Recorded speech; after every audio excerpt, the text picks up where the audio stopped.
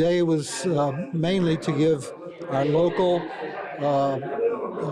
new entries into office, give them the information on what goes on out at the airport and what we're currently doing and what we foresee needing going forward in the future as they all begin their terms. But we have a lot of things going on that we need their support on. And so that was the main reason for scheduling this, to be sure that they got the full update on where we are and where we're going and what our needs are.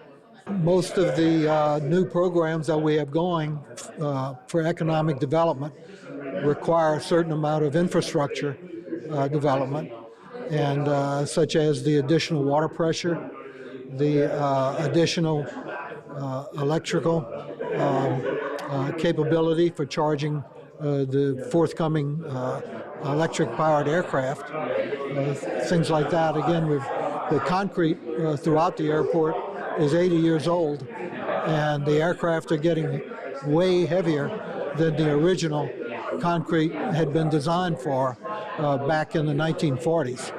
And so it's important that everyone know that these are things that we cannot put off.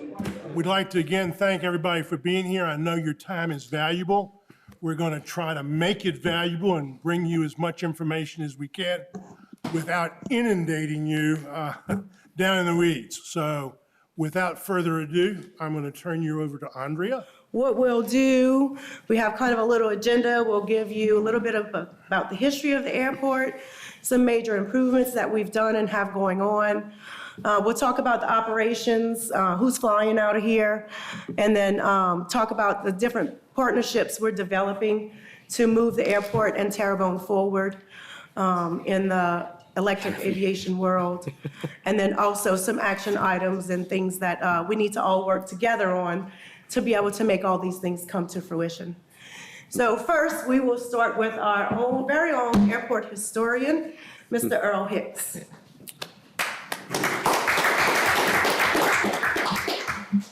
Thank you for that old introduction, Andrea, and we'll get underway with the old presentation.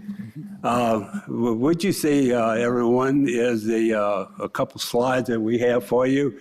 The one on the left was the airport before it was the airport. The area, the stream you see on your right is by Terrebonne. The road to the left is present-day LA 24, and the wooded area is the area that was there before the airport was built. On the right is the airport the U.S. Navy built just before World War II, and is the present runway system that's on the airport today. The airport is presently Augustus Brown Field and was originally a U.S. naval land installation, or blimp base as everybody knew it, and was charged with German U-boat surveillance in the northern Gulf of Mexico during the war. Again, we'll look at some of the construction. The upper left photo shows the construction, the upper part of the hangar that was built during the war. And although we could never document it, it was said to be one of the, if not the largest wooden structures, excuse me, ever built at that time in the world. But again, we can't document it, but everyone believes that it was one of the biggest wooden structures ever built. The lower left shows the blimps in the hangar after it was constructed. And if you look down between the blimps down, there's a small tractor called a tug that's down there, and it shows the enormity of the structure, in particular the blimps, and just how big they were in relation to that tug or that to that tractor that was down there.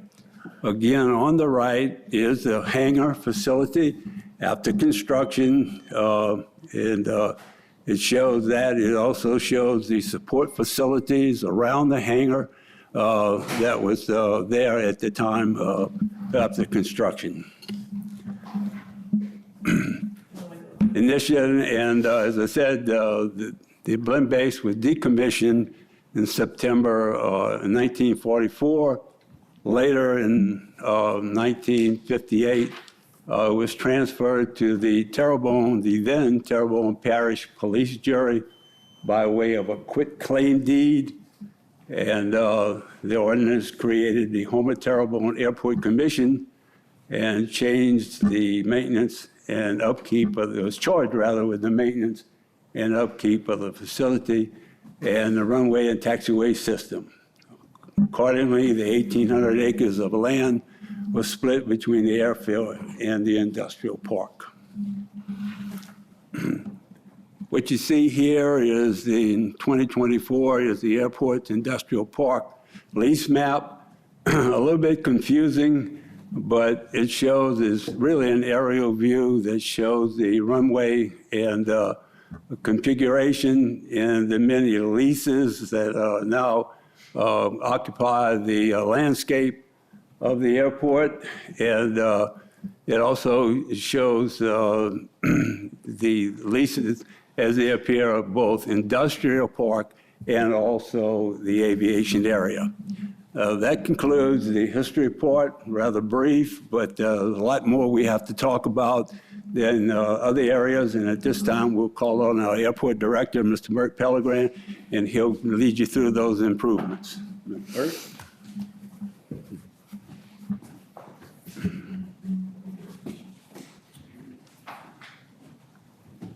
Thank you, Earl. Appreciate it. And appreciate everyone coming here today. Looking forward to passing all of the latest and the greatest concerning what's been going on out here. Basically, moving on up from the 1940s, let me see where I can see better. Yeah, in 1997 is actually when the runway 1836 was extended from the original 5,000 feet out to 6,500 feet. Yeah, 6,503, but that last 3 is actually will keep some people or allow some people to come in.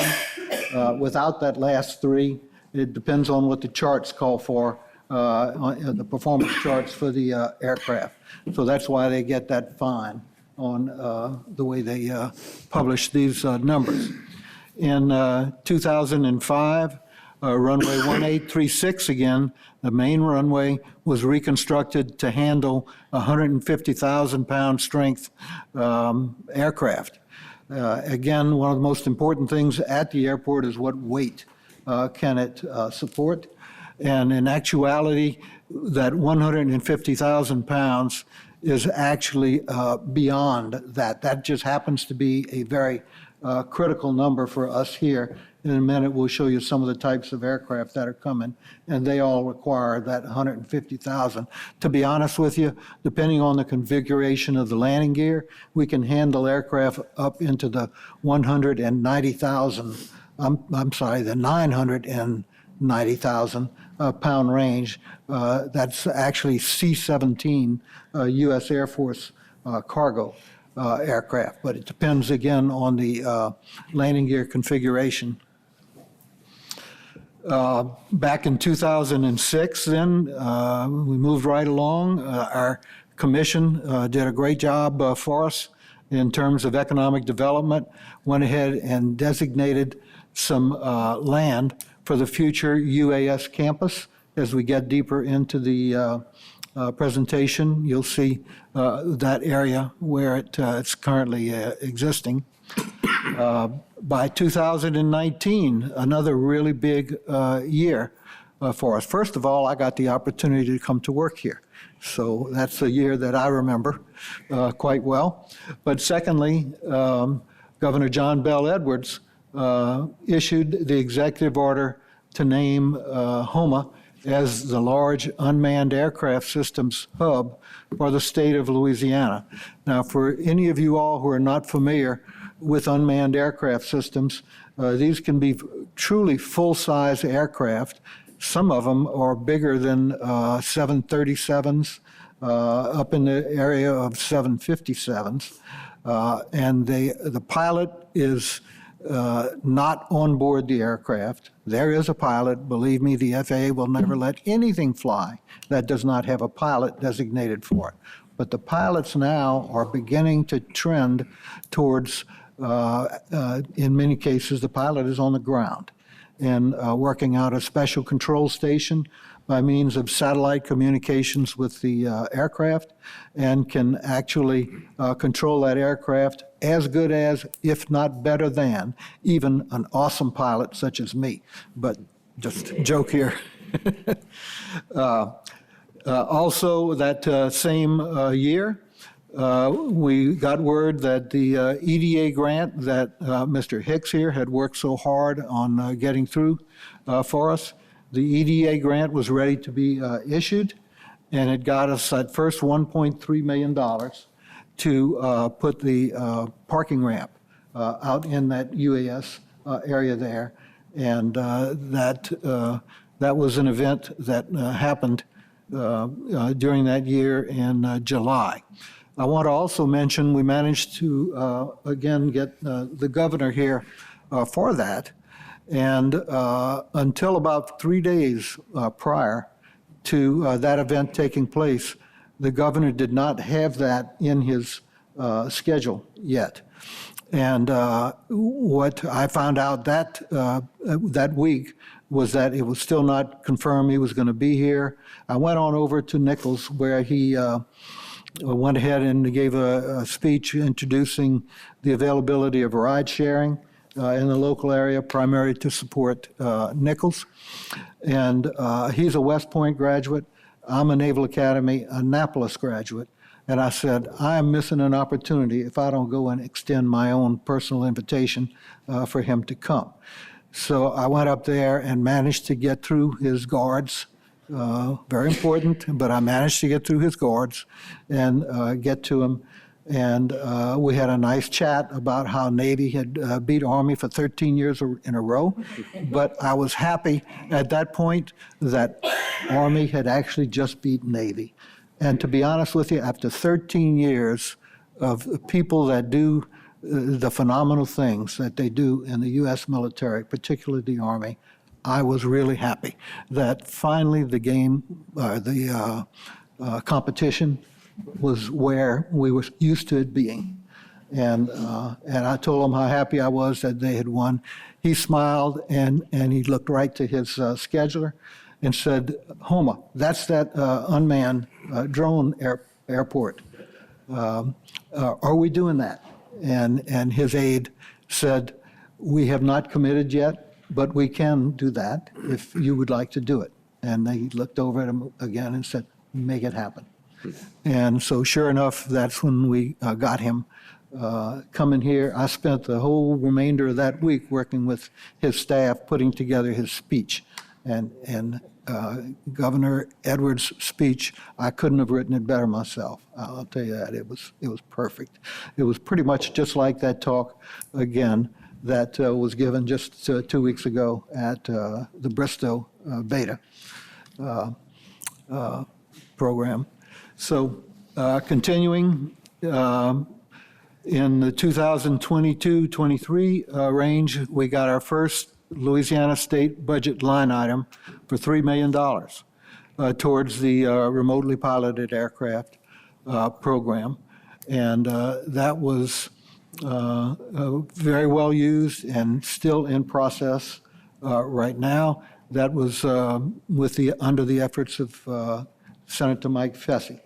And we appreciate what he was able to do for us there. And we were able to get the program again moving along. In that same time frame, the architectural and engineering design for both the hangar, the administrative theater, and the aircraft rescue and firefighting station was, all of that work began. So let's continue on. Now, additional items that have been going on most recently, taxiway Foxtrot. Airports, runways and taxiways are named in various and assorted manners. Runways are typically compass orientations.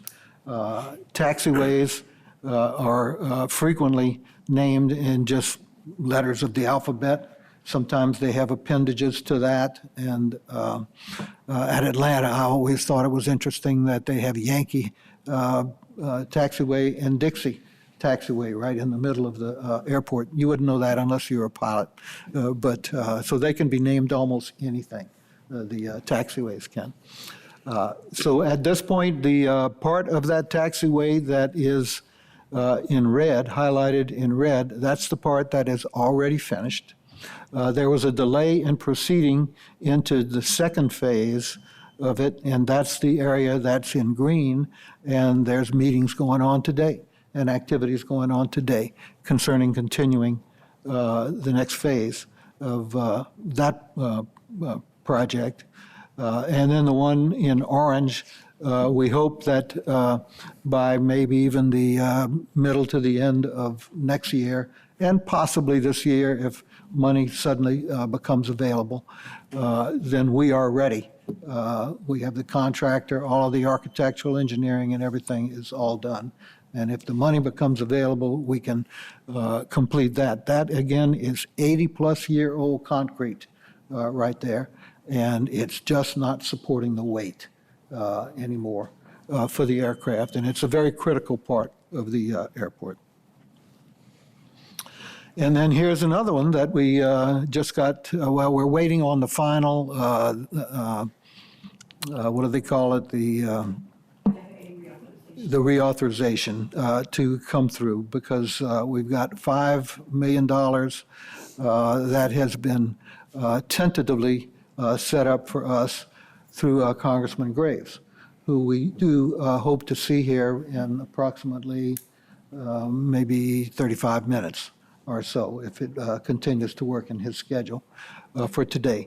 But that is a major project. As you see, it is broken into 4 phases. It happens to be on the other side of the airport, which is where most of the fixed wing activity is going on.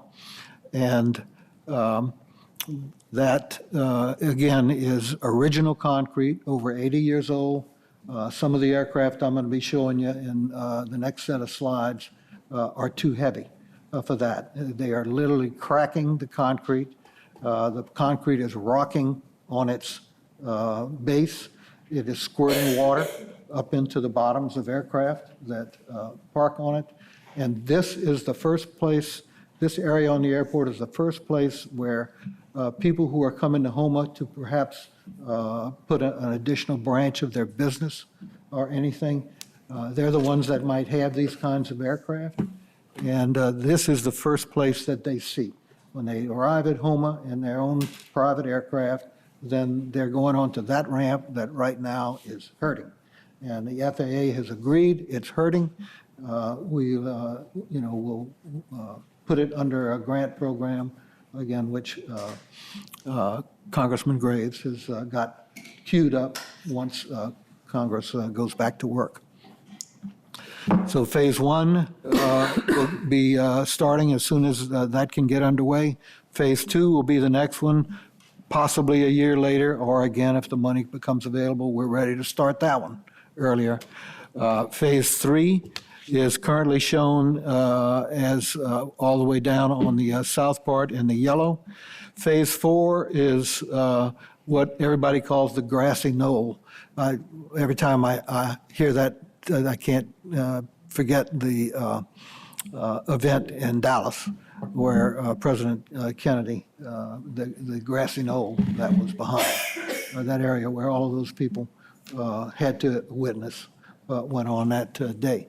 But that grassy knoll would provide about the additional amount of aircraft parking space that we need. And all of this is scheduled to be constructed with the capability of the weights that I had mentioned earlier. So we'll go into operations. Basically, here at the Houma Airport, again, we are blessed in that we are located where we're located.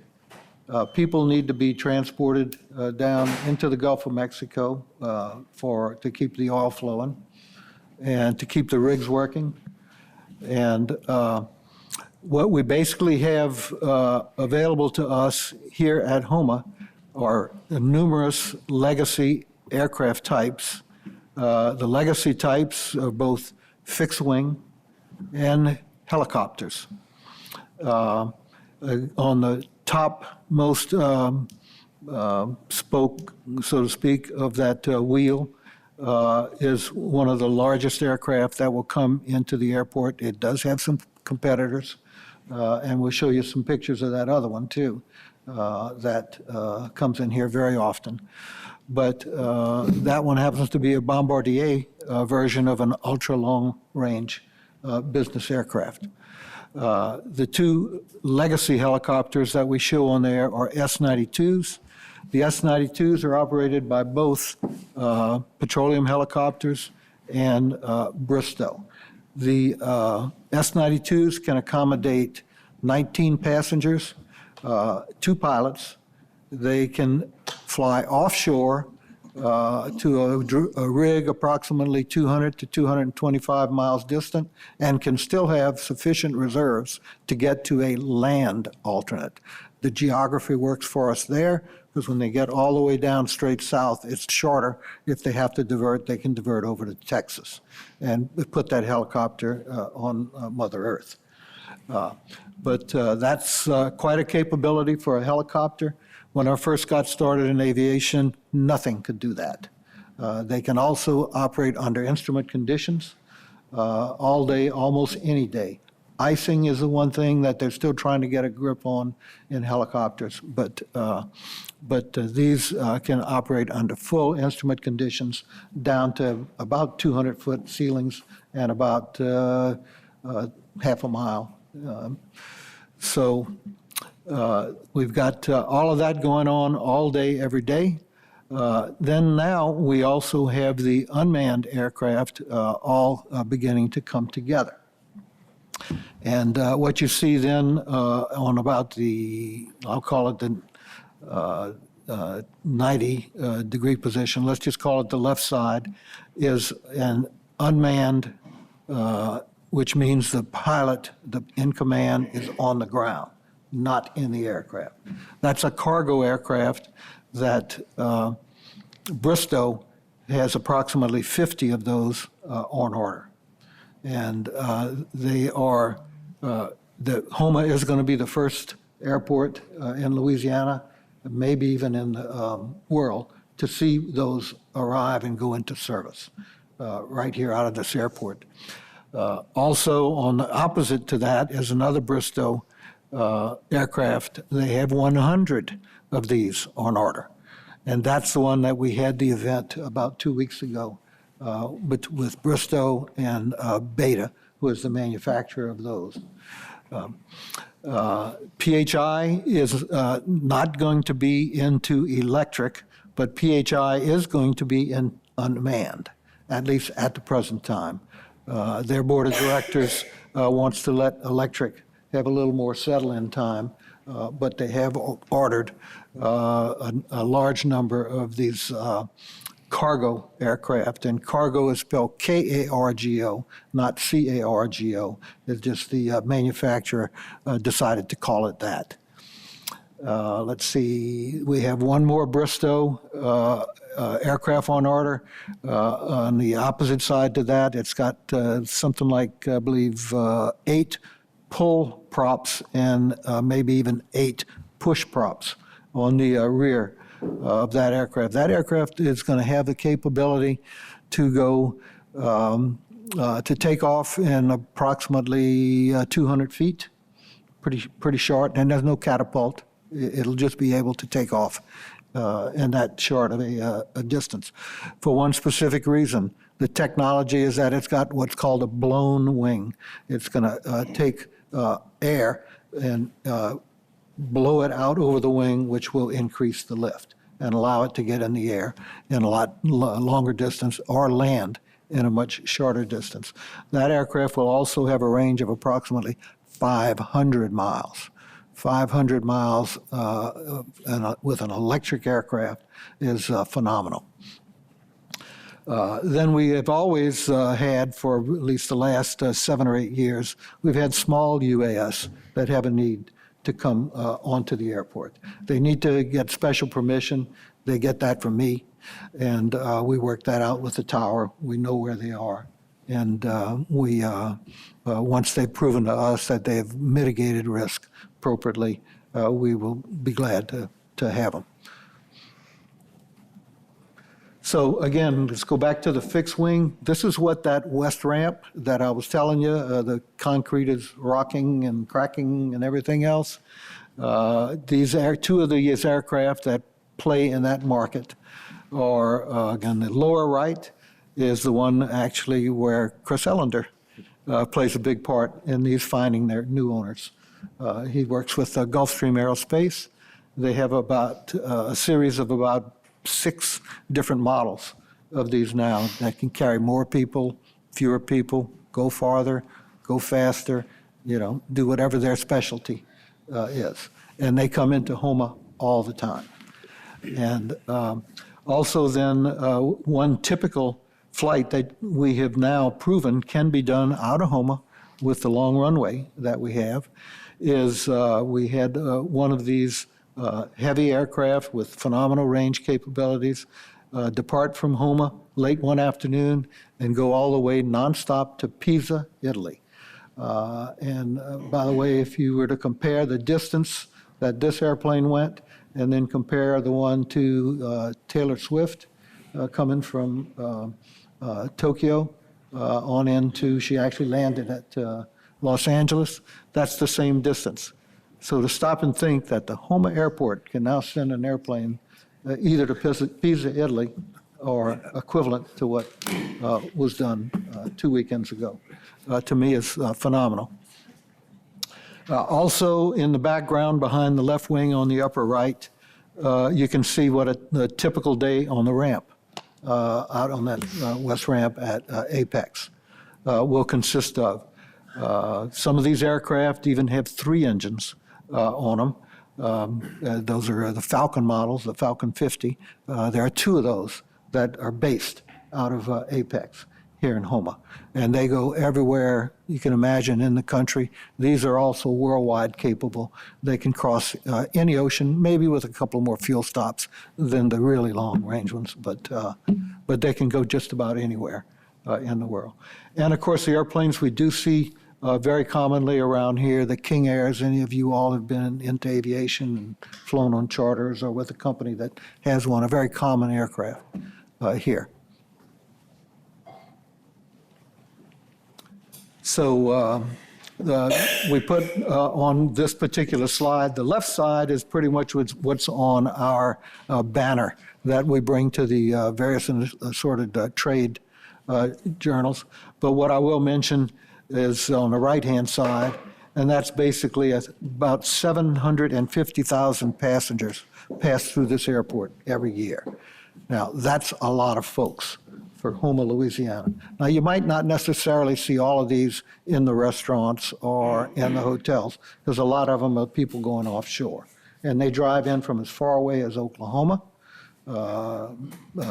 Kentucky, and get on those helicopters, and they go out there for as long as a month or so, assignment at a time. Probably some of them even voluntarily ask for longer shifts, because then they can have more time off to hunt when they get back. We got over 200 helicopter flights per day. That's about 74% of all our traffic. We have over 200 based aircraft. We really think it's closer to about 220 or 30 in that ballpark. But what happens is airplanes kind of move around from airport to airport, and sometimes people inadvertently claim an airplane that is not based there.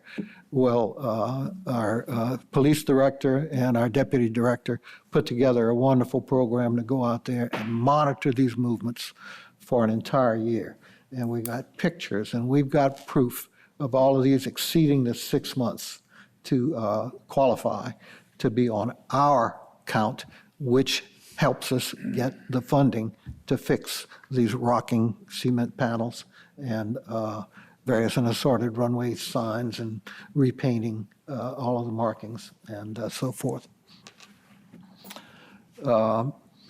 We're integrating the legacy aircraft with uncrewed. Now, this is a big to-do. The FAA is struggling with this. And they want to have, there's a program they're promoting called Innovate 28. And that's going to be for the Olympics in the Los Angeles area.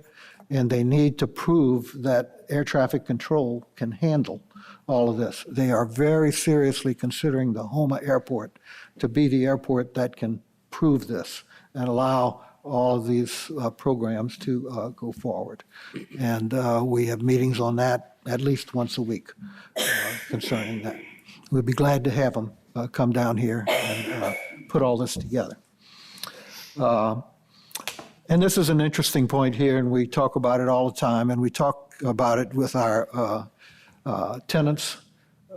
We have over 50 acres of land now currently given up solely for passenger parking.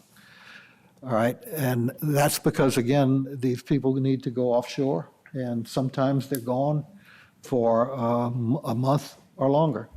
And their cars need to be parked, and their cars need to be secure.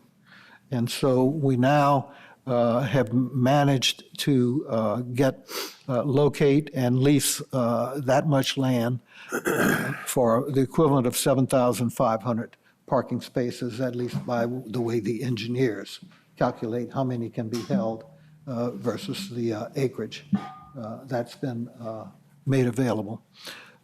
We would prefer to go on vertical parking, just like you do at the New Orleans International Airport or at Atlanta or Baton Rouge or I don't think Lafayette's at that point yet.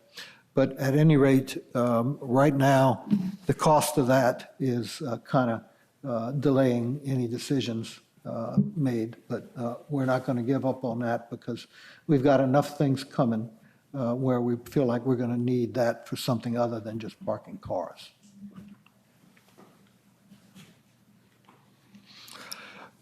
Just October of last year, we completed arrangements with the FAA to become the owner. We are the owner now of the control tower. The problem we were running into with the control tower was that since we are not a, quote, airline airport, such as Delta Airlines, United, you name it. Since we are not an airport that serves that, we fall at a pretty low level on the FAA's priorities. And it doesn't matter that we have all of those people in all of these flights and all of that. We just, the criteria aren't aligning with what the needs really are.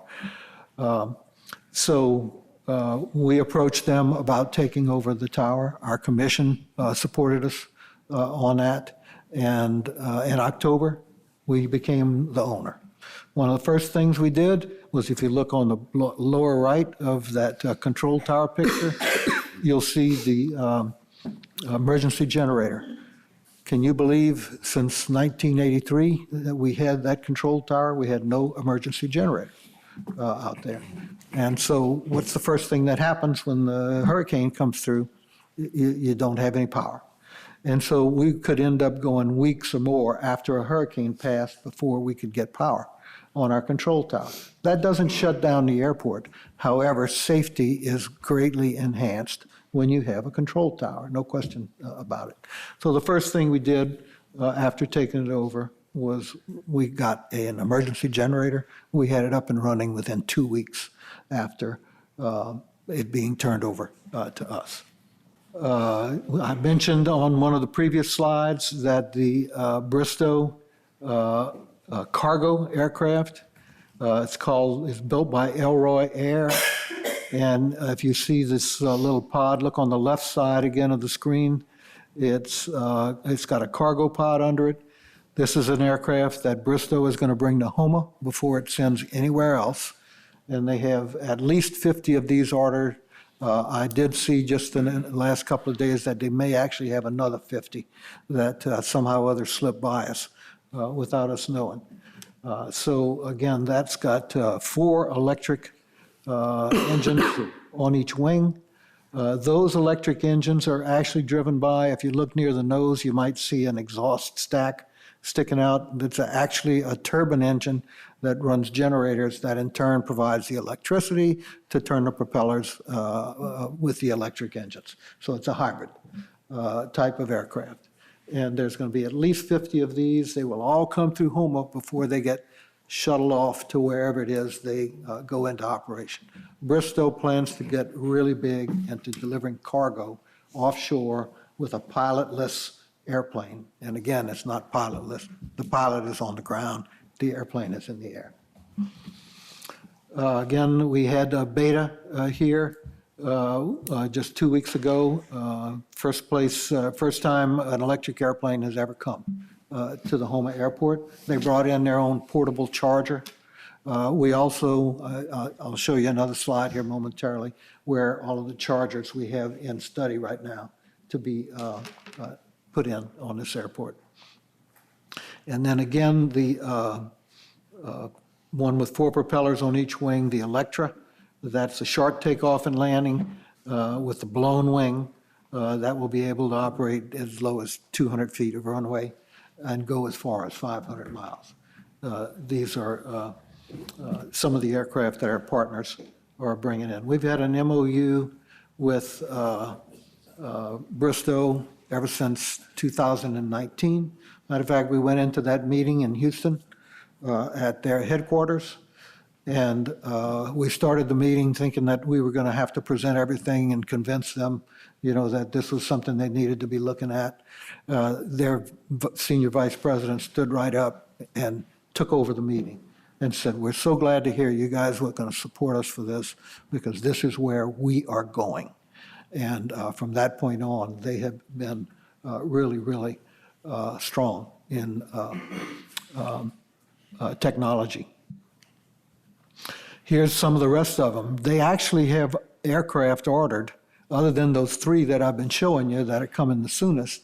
They actually have now 535 electric airplanes ordered. Now, all of those airplanes will come to Houma, at least when they're initially delivered, because this is where all of their expertise is going to reside. First of all of the mechanics now for all of these, we're expecting the program to go through at Fletcher, where we'll have mechanics being turned out at the rate that we need mechanics to be coming out. Secondly, these mechanics need to be trained in working on equipment that's electrically powered as opposed to turbine engines or piston powered. And all of these aircraft have really sophisticated electronics because the pilot is on the ground and the controls need to go through the satellite and down to it itself. So we need electronic mechanic training. These are, again, a major partner for us is Fletcher. And to a certain degree, you'll see again in another slide later, also Nichols has been very, working very closely with us. Going back again to the event we had about 2 weeks ago, there is the Beta Aliyah. It already has the temporary Bristow stickers that they put on it for that particular demonstration. You see our team here from the Houma Terrebonne Airport Commission. On the lower left,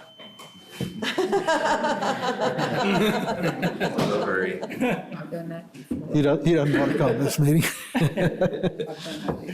You can see the current arrangement for chargers that Beta is designing, and these chargers will not only charge the battery in the aircraft, but they will charge they will air condition the aircraft, run the air conditioners so that the airplane can be kept cool during a quick charge. And they should be able to get these down to a 20-minute time frame, having landed with 20% charge remaining, get it up to 80% charge for a flight. And that has been determined to be the golden rule to be profitable in a for-hire business. And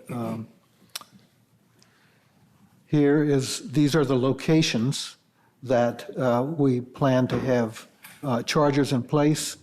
Let's just start all the way over on the left-hand side. There's a yellow dot. That will be Bristow's advanced air mobility location. It will have a charger. Going around clockwise, then the red one with A1, I think it is, if I'm reading that correctly. That's at Apex for the transient aircraft that will be coming in and needing a charge. Then continuing again clockwise to the UGC, our unmanned facility for HTAC. That's the one that is actually the farthest along in development. I shouldn't say that. Ours and the Bristow one are the two that are the farthest along.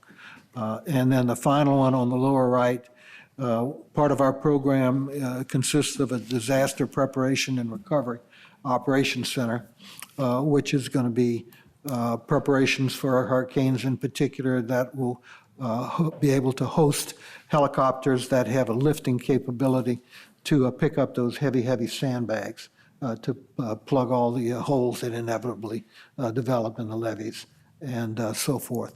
So there'll be a charging location there. Again, wonderful partner for us, PHI. These are two of the, what should I call them again, the legacy aircraft, but the newest technology legacy aircraft. They have 8 H-160 aircraft, and that's the one on the top. And they have 20 H-175s on order. The H-160 is a Sikorsky product, I believe, and the 175 is an Airbus project or product. And both of these, the 160s should be here maybe even within the next month. This has been pending for quite a while. PHI actually has a contract with Airbus to be the introductory organization that introduces this to the rest of the customers that Airbus is seeking to find. And these are going into service with some of the biggest and the most safety-sensitive offshore oil companies that operate in and out of Houma. Shell Oil, anybody that's worked with Shell, you know, they're the ones that won't let you out there unless you've been upside down in the swimming pool, you know, with the thing flipping over on you. And BP is the other. And these are going into service with them.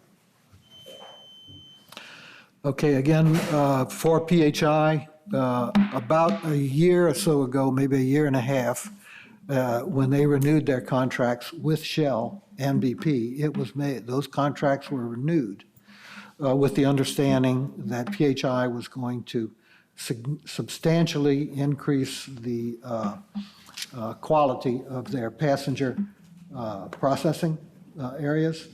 And also they were going to consolidate their aircraft in one particular location, at least the large aircraft going to be in a specific location on the airport that they felt was going to work better for them.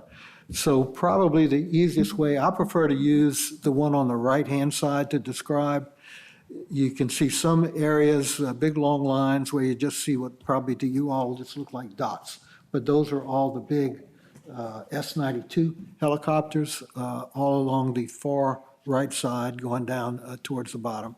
The areas of that ramp that are now lighter shades, I'll say yellow, not too terribly yellow, but they are yellowish. Those are some additional areas that were paved in order to now have 14 S-92s all in one location on the airport. And on the left side, you'll see again the extensions that were made for the medium-sized helicopters. And then all the way on the top, you'll see where a hangar capable of sustaining 6, actually they're saying 12, and their logic is, I'm talking about the ones undercover. They're calling the 6 that are going to be right out in front, they're calling that an additional 6 S-92s, and that's what they need. You also get a good look at what parking that is required to sustain all of these passengers going out. Again, the lighter areas are areas that are already in operation, and in the green areas, just the picture hasn't been retouched since it was taken. But everything there in any color whatsoever is already in operation. That's a huge millions of dollars of investment in our airport. Okay, so again, these are the partners. We've got Bristow, PHI, Aurora Flight Sciences is up in Manassas, Virginia. They've been a partner with us for at least, well, all 5 years I've been here. And they specialize in taking currently piloted aircraft and converting them into remotely piloted aircraft. Of course, Louisiana Department of Aviation, DOTD, been a partner with us from the very beginning. Cyber Bytes, with all of this involves cybersecurity, and the next 2, Cyber Bytes and AP Cyber, are specialists there, subject matter experts there. CTL is our consultant to the Houma Airport, a brilliant man who has done a lot for us. The Padina Group is working with us on airspace authorizations. CSCI is working with us on security for the military customers that we expect to be bringing in. TampNet basically owns all the communication out in the Gulf of Mexico, and they're a partner with us. The P-Card Group helps us out with all of the Washington contacts. Also, Pelican helps us with the state specific political contacts. Terrebonne Parish Consolidated Government, thank you, sir. I mean, it's been wonderful what you all have done. We've got Louisiana Tech is basically communicating with Fletcher about joining their programs together. We have every expectation that's going to happen, and provide, again, opportunities for education that will put people into the jobs that make all of this work. MITRE Corporation is what's known as a federally funded research and development organization. They just go by the acronym FFRDC, and they basically tell the FAA what the FAA should be doing in order to make airspace safe and accommodate all of this combination legacy and advanced technology coming through. Again, Fletcher is a very highly treasured partner of ours. Thank you again, Dr. Strickland. And Nichols, particularly Nichols in the Balaji, Dr. Balaji area, who is big with the sensors that go into all of these aircraft. Again, some of the things that these partners represent, we have our Bristow and our PHI. We have Doosan has a hydrogen-powered small unmanned aircraft. This will allow small unmanned aircraft to do all of the things they can do and extend their range out to an hour or more. Up until now, it's really been more towards about 30 minutes is pretty much all they could do. And we also want to point out, we haven't mentioned these yet, Mississippi State University came to us. And they have a customer that works offshore. And they are bringing an aircraft down here, an unmanned aircraft that they will control and do tests offshore to again get the authorization to operate outside of 12 miles. Just another picture of the same thing. Their customer is Clean Gulf Associates. They already have selected the areas they're going to operate out of, including our ramp, our UAS ramp. MOUs are in place now, or are being written with LSU Alexandria, and that's basically, again, what do I call it? The, what's it called? Cybersecurity, yeah, drew a blank on that one. Louisiana Tech, again, mostly pilot training, and also working again with Fletcher on the maintenance. Again, electric A&P, that's airframe and power plant mechanic, the workforce development. Again, this was just shown next to the Beta Aliyah. That was here 2 weeks ago. And again, MITRE and the airspace study group and several of us here from the airport office as we were working our way doing interviews with PHI. So action items. Basically, we need more water pressure here. We need better flow. We need more water pressure. We've been working on that for several years.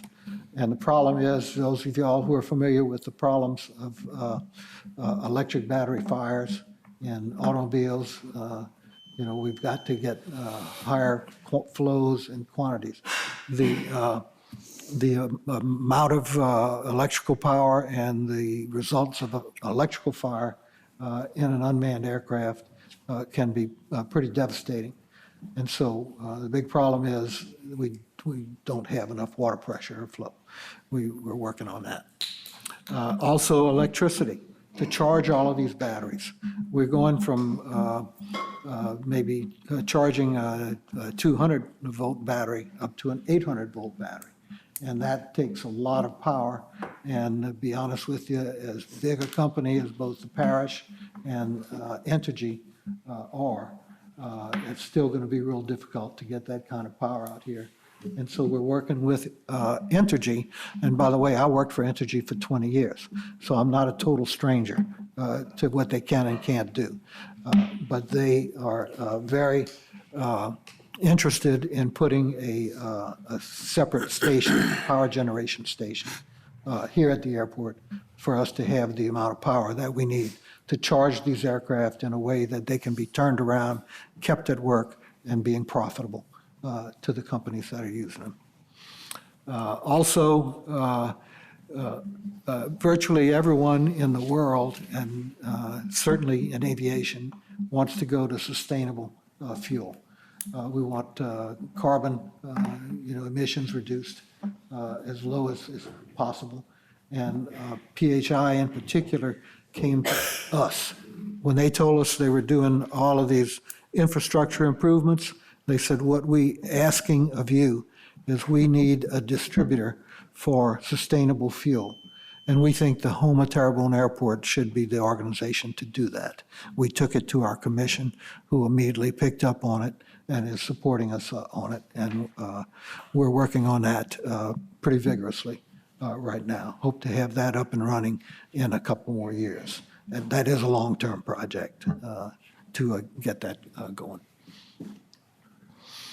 Here again is the water.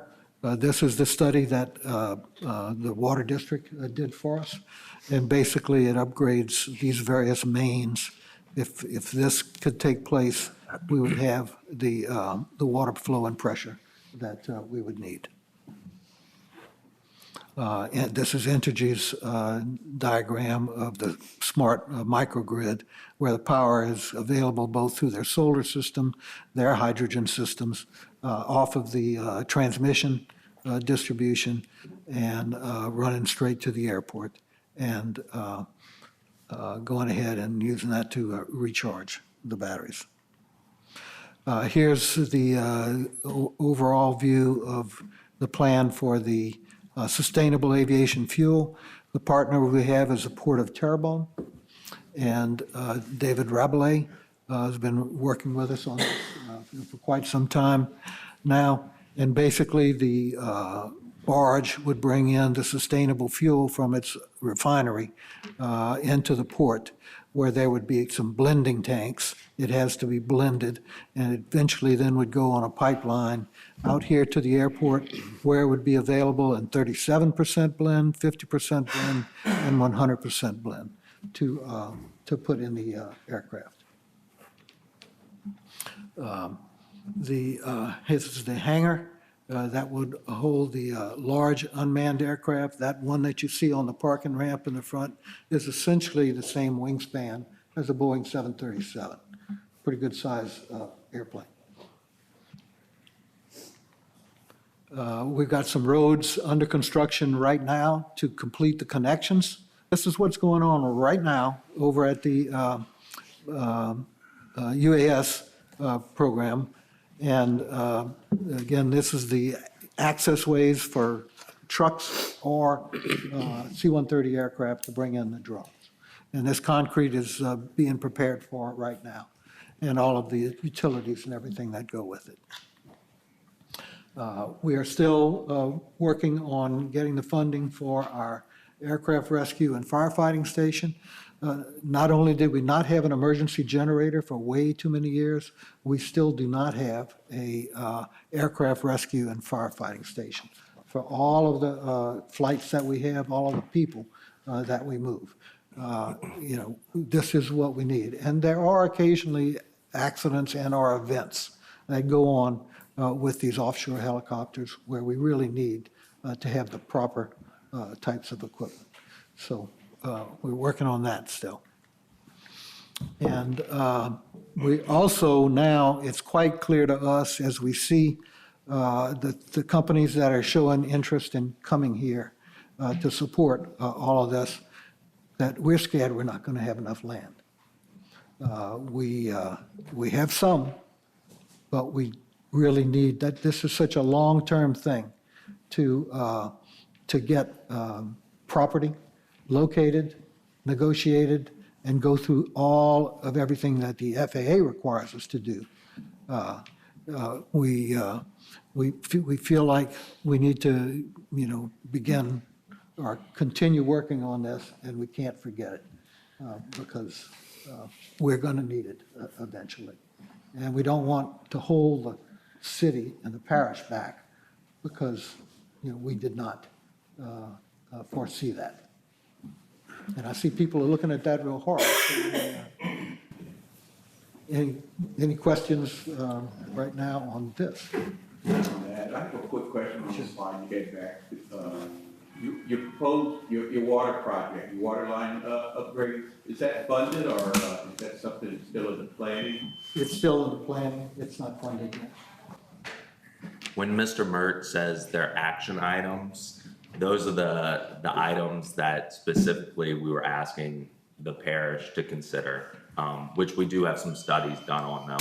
So it'd be the water pressure, which is infrastructure, land acquisition is another one that we thought kind of fell into the realm of the parish, just for consideration.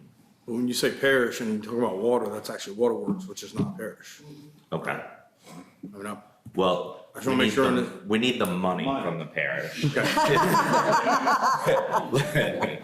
Oh, that's a clarification. Well, and I mean, we feel like it's a play for all of us to be involved in. The parish, waterworks, the airport commission, the port. I mean, right now, we currently have tenants that, as they're building out their construction, they are having to put in retention ponds in order to have the water to be able to fight fires on their own property. So the water pressure issue has been there for a while, but with things coming and more build out, water is a problem for everybody. So we feel like that's a play that we all need to participate in together to be able to get what's needed, not just out here for the airport, but it's also gonna help the surrounding communities. Especially with the electrification, you have like, I know you've seen the Teslas and things like that catch on fire and how much water it takes to put them out. So that's gonna be a major consideration for the electrification of aircraft going forward. You can go ahead. Can you pull up the map of the land acquisition, like what you're doing Yes. with each land? So some of this property is parish owned, some of it is entity owned, and different things like that. We've looked into it, and this right now shows you area 1 and area 2 that we're concentrating on, but there's also some more property past the ranch road that the parish does have some, I believe the Science have some, and things like that. So I know that you guys know that the ranch road is gonna be closing soon. That's been in study for a long time. And I believe some work needs to be done on the Saya Bridge, which is the bridge closest to Saya, that little, right, you know, where hunting used to be on that side. And I think once that construction is completed, then the road is gonna get closed off. You can speak better to exactly where it was gonna get closed off. It's gonna be right on each side of The bridge. So, you know, in that, I believe there's some parish owned property that you need to, For how long? huh, For how long? Will it be closed? forever, Forever? Yes. And that was always on the master plan for the parish. right? I think Hurricane Gustav had happened or, Yeah. and then it was kind That's of the whole thing with Tom. forgotten about. Thompson, Thompson Road. right, That's and what that's brought why parish Thompson, Thompson Road. yeah. It acted as a levee system because it's an elevated road. And then also to be an alternate route once the range road was closed, because for the airport's plans, right now, Mert mentioned that the runway is 6,503 feet. We want to extend that out to 8,500 feet.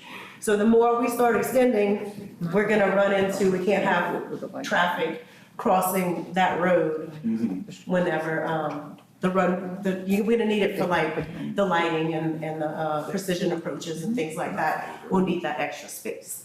So, traffic would interfere with that. And the reason we want to get the road shut down sooner rather than later is because we don't want people to build on it. To where it's gonna increase the cost of the land acquisition later on. So that's why. Oh, I'm glad I don't have this side of it. Thanks, guys. Now, again, this is why Thompson Road was built, is because it was always expected for Woodlawn Ranch Road to be shut down. So- Because it encroaches on the So this is coming expansion. soon. So it was actually under study, under the last administration, and I think it's, kind of been held up by the Saya Bridge, which has, been done or is in the process right now. It's supposed to be this year. Yeah, I was told to expect May.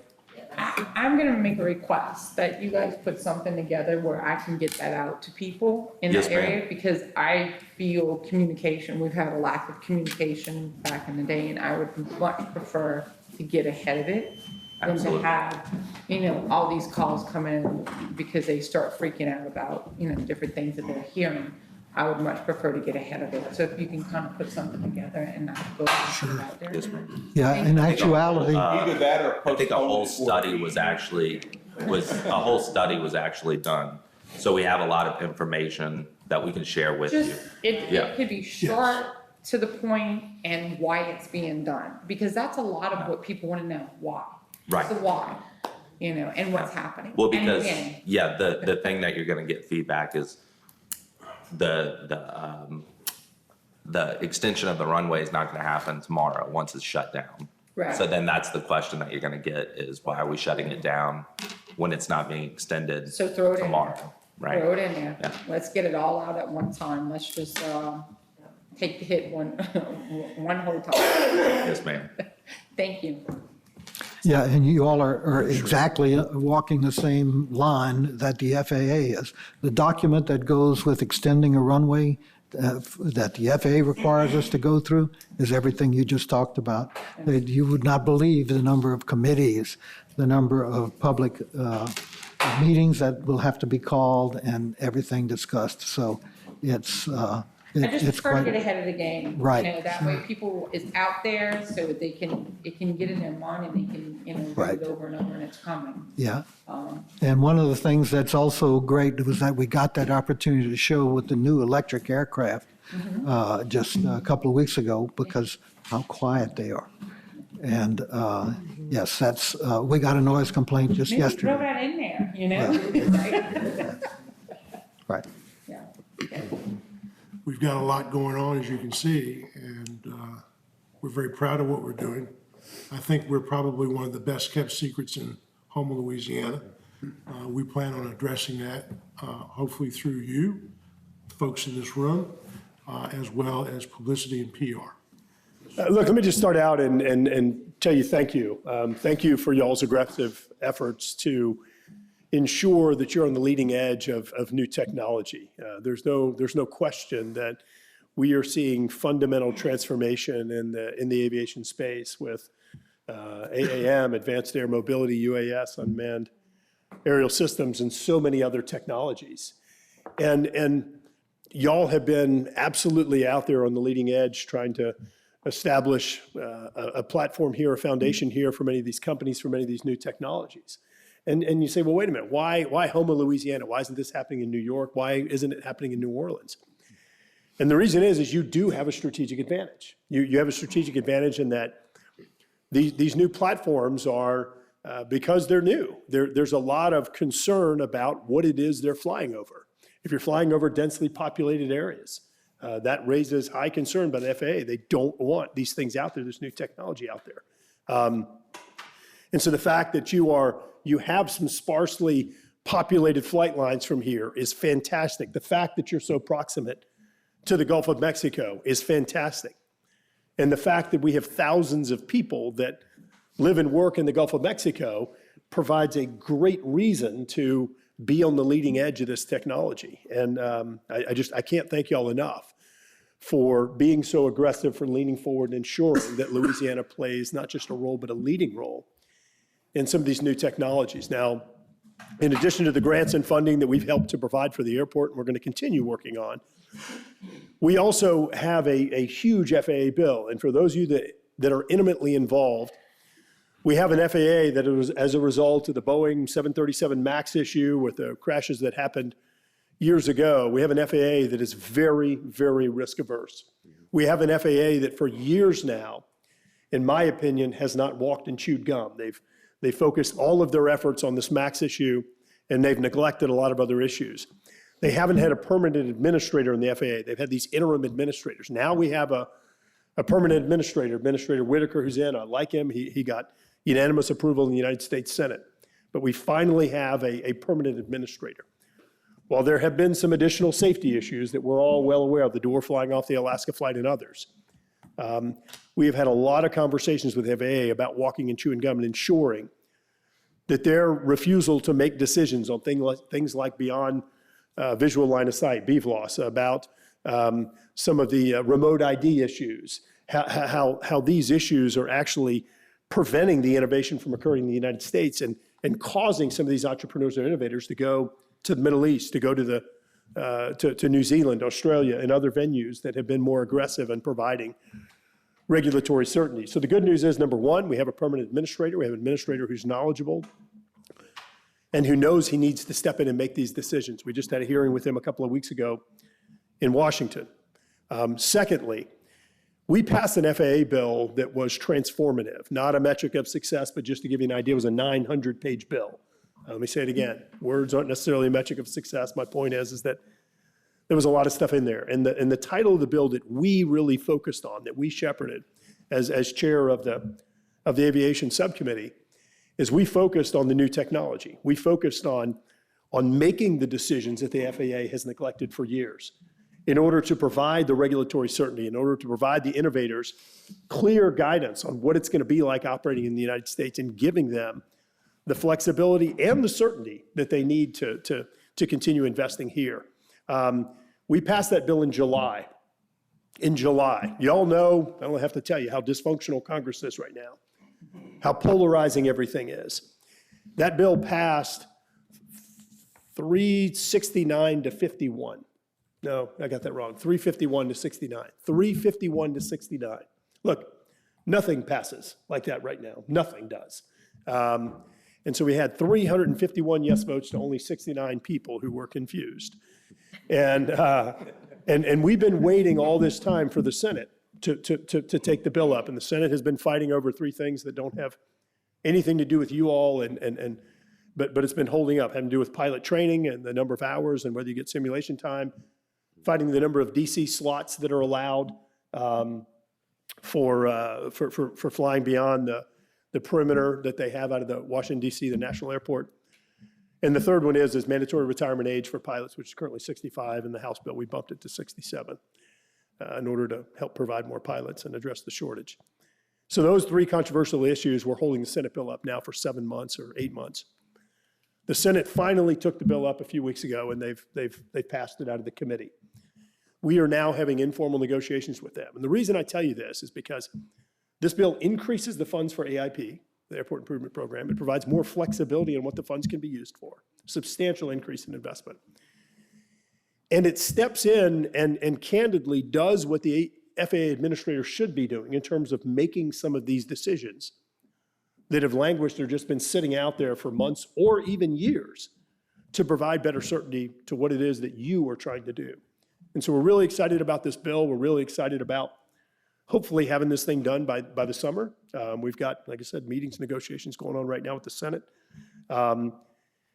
If there are any issues that y'all have, and I know that we've shared some information on the bill, but any issues that y'all have, that some of your associations or networks have, please flag those for us as soon as you can, because we are going to be the lead negotiators on this bill. There are going to be basically 4 of us that will be the key folks, and so I want to make sure that Louisiana's voice is properly represented, but specifically because we took the pen, we took the lead on the advanced air mobility and the UAS and the new entrance into market. I want to make sure that we're doing the things that help this airport. And candidly, I'd love to give you all an unfair advantage. I know one of our agenda items in Washington was to get some language, I guess, put in to give us funding for the part for the commercial airports, that the same funding they get, because we're doing the same things like ticketing, arrival and departure time, security, so on and so forth, but we're not quote unquote commercial airport. That's the language where we talked about helicopter operations, those enplanements counting like any other commercial. You have, so I'll put it this way. It's something we're still talking about. I will admit it's a bit of a can of worms. It is in terms of the impact that it causes and how the PFCs, the passenger facility charge, is handled. It is something we're still trying to figure out. Is there a way for us to do this without fully opening up the can of worms, but providing you an opportunity to be treated the same? Just one little peek into the complexity. When you start looking at how some charter operations occur in different airports, you begin capturing other folks that have no desire to be captured. And so just figuring out, is there a way for us to do this that doesn't, again, implicate all these other folks that have no desire to be included. So just so everybody else knows, one of our items, when you look at Baton Rouge or Lafayette, because they're commercial airports, they get paid based on the amount of passengers that they transport. And we're missing out on that because we're not a commercial airport, but we're doing all the things a commercial airport does, like arrival, departure, security, so on and so forth. And I think in some cases, we're transporting more passengers than Lafayette. Right. So- Well, as you heard, we transport about 750,000 passengers per year. That's just the oil field side of things. That's not the private passengers. Yeah. So, And so, the one thing to make note that, that additional charge would be incurred by the operators. And so, of course, we certainly hear things from them because it would increase the cost that they have to incur. So there is an issue or balance there that we've got to continue working through. Right. And then kudos to you for when you did do the reauthorization bill, you made sure there was room for additional test sites. Yeah, yep. So No, that absolutely. is something that Which Congressman Graves. I got to tell you, that ended up being one of the more controversial things that was in the bill. It was really amazing. And similar to the existing sites, they didn't want any competition, and it was, Well, thank you for doing that. Thank you. and one other thing I wanted to mention, we had a slide missing in our deck. As we talked about, we're preparing for all of this coming in the future. And I mentioned Carl earlier, and I said we would talk more about it, and like I said, the slide was missing. So one of the things in attracting people to this airport, especially the Department of Defense, has a lot of testing going on with electric aircraft and such. We have stood up our own police department to be able to help our tenants to better secure our facilities and provide that as an additional service to the people that are leasing properties from us. So I wanted to make sure that I mentioned that because, Carl has worked really hard to staff his department and get people out there. And as a result of the commission so kindly deciding to go forward with this program, the crime on the airport as far as break-ins to all of these cars that are parked out here has been significantly less and almost nil over the past couple of months because they are patrolling pretty much day and night at this point. So I didn't want to add that. I didn't want that forgotten because, the airport is trying to be a community friend. So we're helping the police departments as well by doing this. And they've helping us because we have all retired police officers. They are all certified through HPD, is that right, Carl? We have commissions through HPD certified to post, so they're all Louisiana Post certified Yeah. officers. So I did want to mention that for especially you parish people, so that we know what we're doing here. how many officers do you have? Currently, we have 4. Okay. We have a supervisor and 3 officers. Once we're fully staffed, we'll have 5 officers, the supervisor and myself. Great. Well, thanks, everyone. Please.